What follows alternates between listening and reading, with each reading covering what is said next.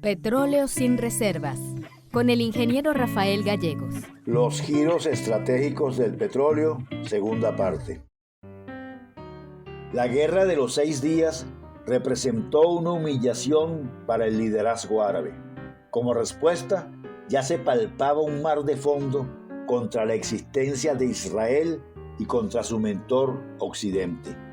El liderazgo de Nasser trataba de replicarse en la zona. El cierre de Suez en 1967 reorientó las inversiones hacia Libia, que comenzó un alza vertiginosa de su producción. En 1969, unos jóvenes militares, encabezados por el teniente Muammar Gaddafi, de apenas 28 años, destronó al rey Idris. Gaddafi se identificó como popular, socialista, panavarista y enemigo de Israel. El crudo libio era cercano a Europa, sin azufre y considerado premium por su rendimiento.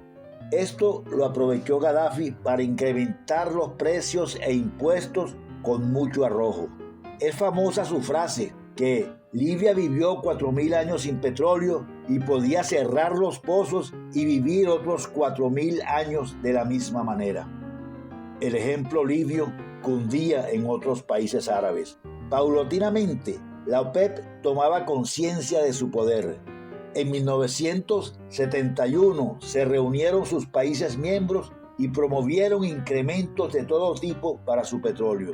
La mesa estaba servida para hitos petroleros que movieron las estrategias y la geopolítica en las últimas décadas. Veamos, 1973, el embargo árabe. En octubre de 1973, día del Yom Kippur y del Ramadán, Egipto y Siria atacaron posiciones tomadas por Israel en la península del Sinaí y en los altos del Golán. Luego de varios días, los israelitas recuperaron posiciones y avanzaron hasta las cercanías de las capitales de esos países. La Unión Soviética y Estados Unidos lograron paralizar la guerra.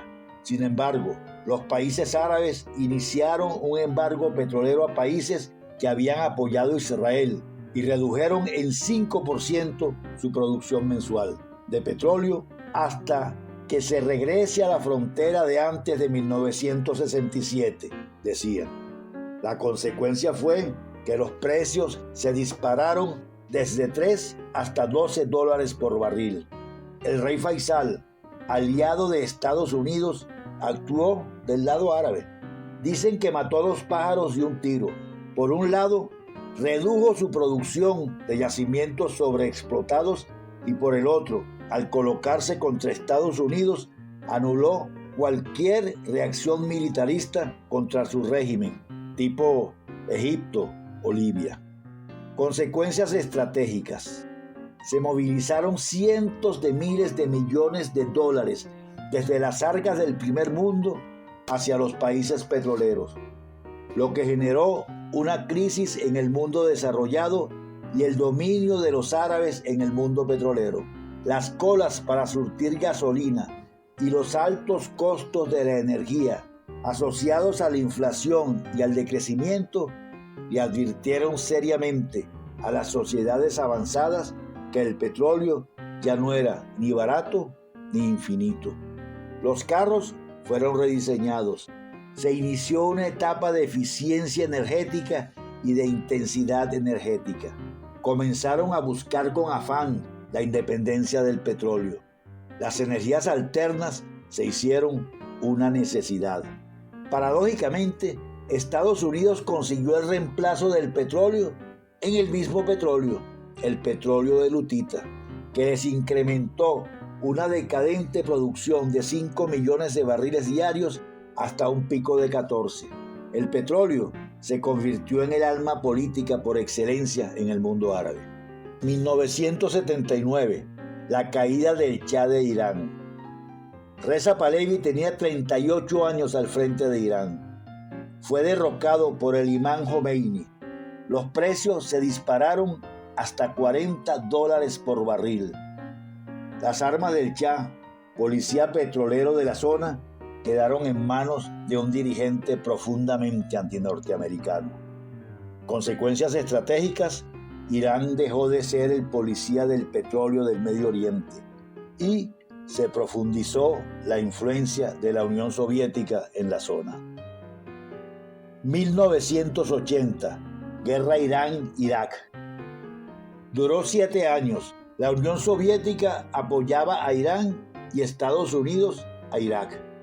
Los entendidos dicen que no hubo ganador, que ambos perdieron. Consecuencias estratégicas: nuevo equilibrio en la zona producto de la Guerra Fría. Además, Irak quedó como el nuevo policía del petróleo del Medio Oriente.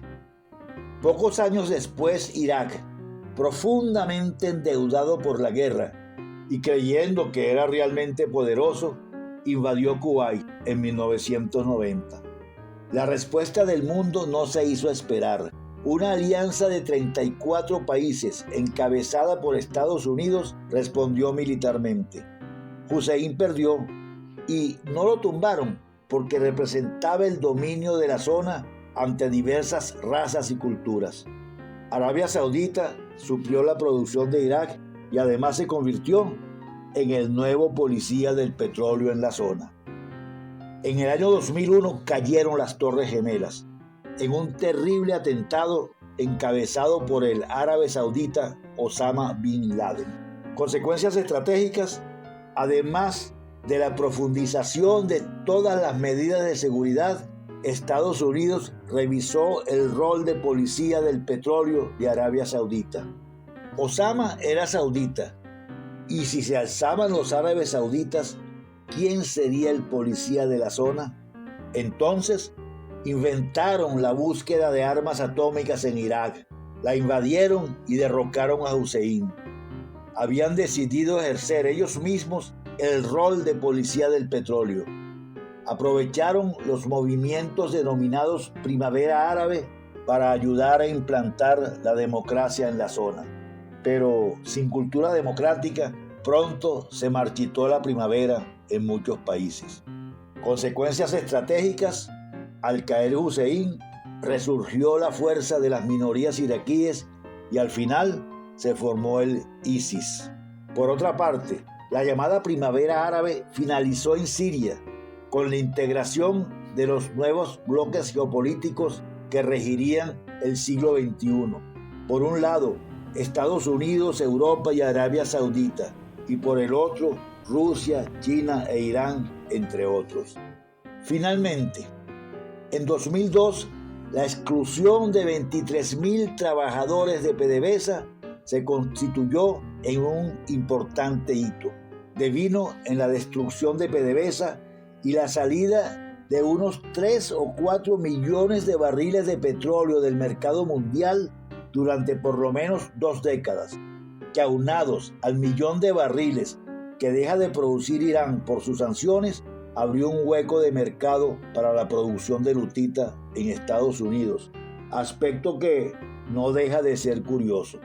El último hito, por ahora, es la invasión de Rusia a Ucrania, que trajo como consecuencia estratégica la búsqueda de Europa de nuevas fuentes de energía para minimizar la dependencia de Rusia. Y Venezuela vivió en los años 70 una gran bonanza, seguida de una devaluación de la moneda en apenas 10 años, de la abundancia a la escasez. Luego llegó Chávez, que trajo el desmantelamiento petrolero y del país que hoy padecemos. Es hora de estudiar el pasado para no repetirlo, de rescatar la industria petrolera para volver a por lo menos 3 o 4 millones de barriles y capacidad de refinación, así como para hacer una petroquímica de primera. Para ello hacen falta muchas cosas que discutiremos en próximos capítulos. El petróleo es vital para el futuro de Venezuela porque, ¿quién lo duda?, el principal motor de Venezuela sigue siendo una industria petrolera próspera que ayude a construir un país próspero. Esto fue Petróleo sin Reservas, con el ingeniero Rafael Gallegos.